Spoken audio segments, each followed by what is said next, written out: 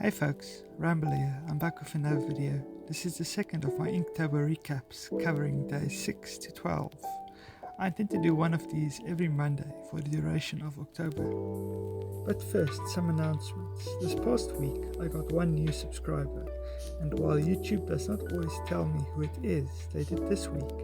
So a big thank you to Mr. YouTubing for subscribing, because I'm now one step closer to reaching 1000 subscribers. Just like last week, I will be pinning my favorite comment or comments of the previous week somewhere in the scene. So if you want the chance to see your name in one of these videos, like, comment, subscribe. Lastly, these free illustrations, among others, are available as merchandise over on my RedBubble store. If you guys want to check it out, the links will be in the description. Now, on with the video. Inktober, for those who don't know, is a drawing challenge that runs during the month of October. As the name implies, the goal is to use ink.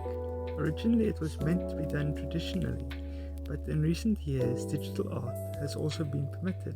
So basically, 31 days, 31 drawings. Draw every day and post to social media. As for me, I used to do some traditional art with alcohol markers. However, I am not currently in a position to work traditionally, so instead I work digitally, but with some additional self-imposed limitations.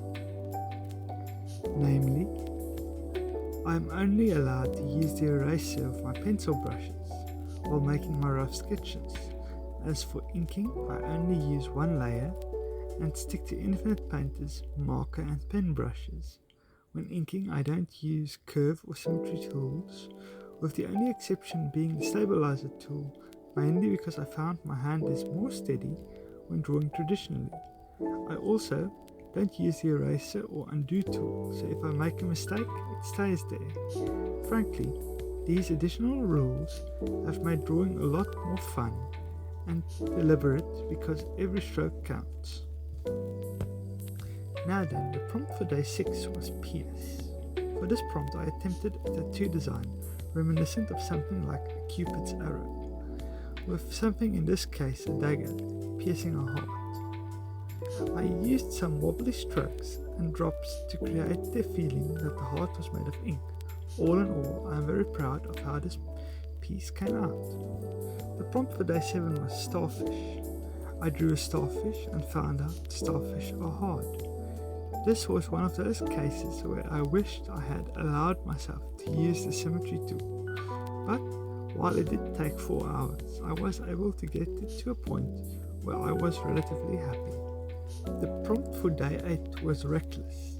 This was yet another one of those that I did not know how to approach, but the more I thought about it, the more I imagined the Wile E. Coyote, so I drew him doing something reckless and just ran with it.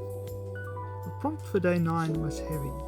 Having had a lot of fun with the Wile E. Coyote the previous day, I decided to draw him again, though granted he did not come out so well the second time around, but I blame that on his accident.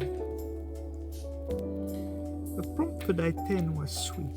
For this one I embraced the month of Halloween and drew a little cat-like creature with a hat and a broom who just so happened to be sweeping. The prompt for day 11 was sting. For this prompt I decided to do a bee. However, unlike with many of my previous illustrations, I decided to limit myself to one pen. While the process was certainly a bit slower, it was quite fun and I'm happy with how it came out. The prompt for day 12 was shredded. This for me was another weird one. I had no idea how to draw shredded.